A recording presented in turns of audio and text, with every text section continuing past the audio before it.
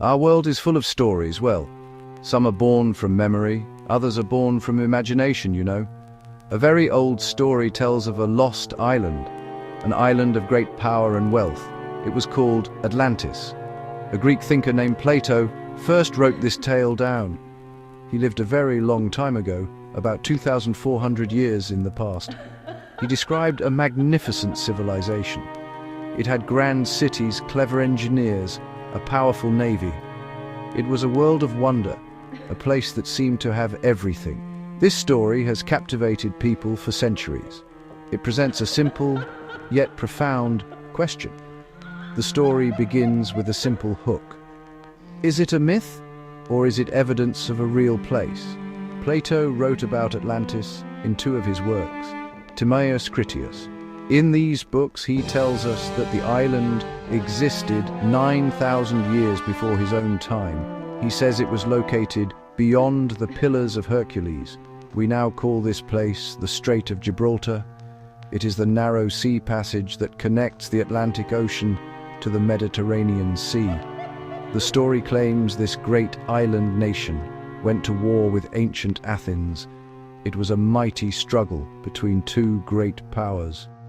But the story does not end with a simple victory or defeat. Instead, it ends in catastrophe, a terrible day and night. There were violent earthquakes, floods. The ground shook with immense force. The sea rose up and swallowed the land. In a single, dreadful moment, the island of Atlantis disappeared beneath the waves. Its people, its cities, its entire civilization vanished without a trace. It is a stark and dramatic end. A warning, perhaps, of how quickly things can be lost to the forces of nature. To understand the mystery of Atlantis, we must first look closely at the person who told the story. Plato was a philosopher, not a historian. He used stories and allegories to explore big ideas: society, justice, human nature. He said the tale of Atlantis was not his own invention. He claimed it came to him from his relative Critias, who heard it from his grandfather, who in turn heard it from Solon. Solon was said to have learned of it from Egyptian priests, who kept very old historical records. This chain of storytellers gives the tale an air of authenticity. Plato's purpose seems clear. He wanted to describe an ideal society. Ancient Athens represented a perfect, virtuous state. Atlantis was its opposite. It began as a noble society, founded by Poseidon. Over time, the people became greedy, corrupt, and arrogant. They launched a war to conquer other lands. The story was a moral warning. The sinking of the island was divine punishment for hubris. Plato's details are remarkably specific. A city built in concentric rings, land and water alternating, canals for ships and bridges connecting each ring. At the center, a magnificent temple to Poseidon, adorned with silver and with gold. The island was rich in resources, including a mysterious metal, orichalcum, shining like fire, fertile plains, a vast military. These vivid details make Atlantis feel real. Now they paint a picture so clear it's hard to believe it's entirely made up. For Plato, truth may have mattered less than meaning. He wrote it late in life, around 360 BCE. He used Athens versus Atlantis to explore politics and ethics. The tale became a teaching tool, a thought experiment. He may have blended memories of real disasters or powerful kingdoms with his philosophical ideas. That blend of fact and fiction is why the story remains compelling and hard to unravel. Well, after Plato's death, the story of Atlantis mostly lay dormant for many centuries. Throughout the Roman Empire and throughout the Middle Ages, his writings were not widely read in Europe. Most scholars of the time did not treat the Atlantis story as a serious historical account. They saw it as one of Plato's many philosophical fables. The idea of a great lost city did not capture the public imagination. Other myths and legends, often with religious themes, were more prominent. The world was full of stories of great floods and lost paradises, but Atlantis was just one among many. Everything changed during the Renaissance, starting in the 14th century. There was a great revival of interest in the classical works of Greece and Rome. Scholars rediscovered Plato's dialogues and translated them into Latin, making them accessible to a much wider audience. The story of Atlantis fired up the imaginations of writers, explorers, and thinkers. It was the age of discovery. Sailors were charting new oceans and finding new continents. The idea that a whole island civilization could be lost was suddenly not so far-fetched. The myth began to grow. As the centuries passed, the legend of Atlantis took on a life of its own, far beyond what Plato had written. Writers added new layers to the story. Mystics added new layers to the story. Some claimed that the survivors of Atlantis had spread their advanced knowledge around the world, building the pyramids in Egypt and the stone circles in Britain. Atlantis became a symbol of a lost golden age, a utopia of peace and high technology. Maps from the 16th century sometimes included a speculative island named Atlantis, and maps from the 17th century sometimes did too, in the middle of the Atlantic Ocean.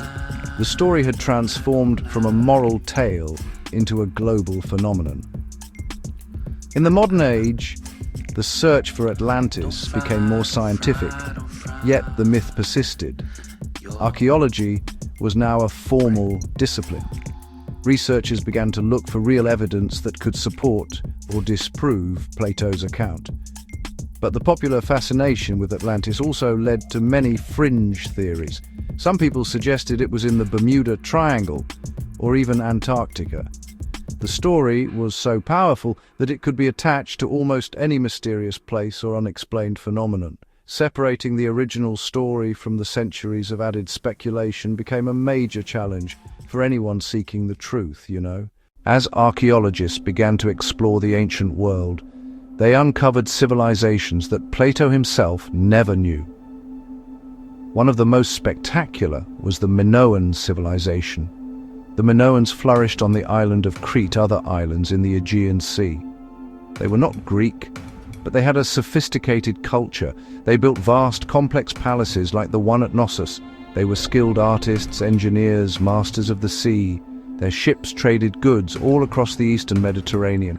They were a wealthy and powerful maritime empire. Around 1600 BCE, a catastrophic event struck the region. On the small island of Thera, now called Santorini, a massive volcano erupted. This was one of the most powerful volcanic eruptions in human history. It blew the center of the island apart, creating a huge caldera that the sea rushed in to fill. The eruption sent enormous plumes of ash and rock into the atmosphere, blocking out the sun. It would have triggered powerful earthquakes and generated colossal tsunamis, giant waves that crashed into nearby shores, including Crete, only about 70 miles away. Perhaps the story of Atlantis is a distant, distorted memory of the fall of the Minoan civilization. The eruption on Thera could have crippled the Minoan fleet and devastated their coastal towns. The tsunamis would have looked as if the sea itself was rising to swallow the land. The collapse of this once great power could have been remembered and retold for generations. Over time, the details may have changed. The location may have been moved, the timelines stretched. A real catastrophe could have become a legend. Of course, this theory is not a perfect match for Plato's account. Minoan civilization was in the Aegean Sea, not the Atlantic Ocean. It often begins with texts and maps. Researchers re-examine Plato's words, looking for geographical clues that might have been overlooked. They compare his description to known ancient sites, searching for similarities in layout or architecture. This scholarly work helps to narrow down the vast field of possibilities. One of the most exciting frontiers is underwater archaeology. This is the study of human history that lies submerged beneath the sea. Divers, equipped with specialized gear, can explore shipwrecks and the ruins of sunken coastal settlements. They carefully map what they find and recover artifacts for study. In places like the Mediterranean, the seafloor is a museum of ancient history. Archaeologists have found entire Roman towns that were submerged by earthquakes or rising sea levels. While none of these has been identified as Atlantis, each discovery teaches us more about how cities can be lost to the sea. The search has also led to fascinating discoveries on land. In southern Spain, near the Doñana National Park, researchers have studied an area that was once a vast inland sea. Some believe this region matches Plato's description of the plain surrounding the city of Atlantis. Using satellite imagery and ground-penetrating radar, they have found strange circular formations and evidence of large ancient structures buried beneath layers of mud. These memorial cities, as some call them, could have been built by survivors of a great flood in honor of their lost home, or they could be the remains of the city itself. However, every potential site comes with its own set of problems and counter-arguments. The Spanish site, for example, is compelling, but the evidence is not yet conclusive. Other proposed locations, from the Canary Islands to the coasts of Ireland, all have features that match parts of Plato's story, but none of them match all of it. The modern hunt is a slow and patient puzzle. Each new finding is a small piece, but the complete picture of Atlantis, if it ever existed, remains just out of reach, hidden by time and the shifting earth. The modern explorer's toolkit is far more powerful than anything Plato could have imagined. One of the most important tools for underwater exploration is sonar. Sonar, which stands for sound navigation and ranging, works by sending sound pulses into the water. These sound waves bounce off the seabed and any objects on it. A computer then uses the returning echoes to create a detailed map of the ocean floor. This technology allows researchers to see through the dark water and thick sediment, revealing shapes that might be natural rock formations or the straight lines of man-made walls. Once a promising site is identified with sonar, remotely operated vehicles, or ROVs, can be sent down for a closer look. These are small, unmanned submarines equipped with high-definition cameras, robotic arms. They can be controlled from a ship on the surface, allowing explorers to venture into depths that are too dangerous for human divers. ROVs can provide a live video feed of a site, helping researchers to decide if it is worth the expense and effort of a full-scale archaeological dive. They can also collect small samples of rock or sediment for analysis. Looking at the bigger picture requires a view from above. Satellite mapping has revolutionized the search for lost sites. Satellites orbiting the Earth can capture incredibly detailed images of the planet's surface. They can detect subtle variations in the color of soil or the growth of vegetation, which can indicate the presence of buried structures.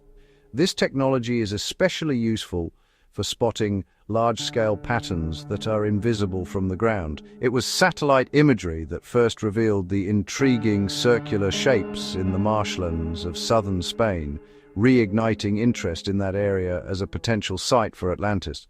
Despite our advanced technology, finding the truth about Atlantis is incredibly difficult. The first and greatest challenge is time itself. Plato said the island sank 9,000 years before his era. If this is true, we are looking for something that disappeared over 11,000 years ago. Over such a vast span of time, the Earth changes dramatically. Sea levels rise and fall, coastlines shift, earthquakes reshape landscapes, volcanoes can bury a city under hundreds of feet of rock and mud. Anything made of wood or fabric would have decayed long ago. Even stone walls can be ground to dust by the relentless action of water and time. Another major problem is the mixing of myth and history. Plato's account is our only primary source. We have no other independent text from the ancient world that mentions an island named Atlantis. It is possible he was recording a real tradition, but it is also possible he was using a piece of fiction. As the story was told and retold over the centuries, it became embellished with new details and fantastic ideas. For a modern researcher, it is nearly impossible to peel back these layers of myth to find a potential core of historical fact. The story has been changed too much by too many people. Human bias is also a powerful obstacle. The legend of Atlantis is so famous and so appealing that we want it to be true. This desire can lead to confirmation bias, where people tend to see evidence that supports their beliefs and ignore evidence that contradicts them. A strange rock formation on the seafloor can look like a collapsed wall to an eager eye. A vague passage in an old text can seem like a direct reference to Atlantis if that is what someone is hoping to find. True scientific and historical inquiry requires us to be skeptical and to demand clear, unambiguous proof. Finally, even when potential evidence is found, it is often open to interpretation. A set of straight lines on a sonar scan could be a natural geological feature. A high concentration of certain metals in the soil could have a non-human origin. Without an inscription that clearly says "Welcome to Atlantis" or an artifact that is undeniably unique to Plato's description, any discovery will be debated. The evidence for a lost civilization must be overwhelming to be accepted. For now, the clues are faint, fragmented, and shrouded in the deep mystery of the past. In the end, the question of Atlantis remains unanswered. The sea continues to guard its secrets well. The sands of time have covered countless chapters of human history. The past speaks to us in whispers, through broken pottery, weathered stones, fragmented stories. Some of these whispers tell of facts, real people, actual events. Others are echoes of our dreams, fears. The tale of Atlantis is both. It is a puzzle for our minds and a story that speaks to our hearts. The search will surely continue, driven by human curiosity. This enduring quest is valuable, even if we never find a single stone of a sunken city. The search has taught us so much about our own world. In looking for Atlantis, we have discovered real ancient civilizations. The Minoans. We have learned how volcanoes, earthquakes, rising seas have shaped human history. We have developed incredible new tools to explore the deepest oceans.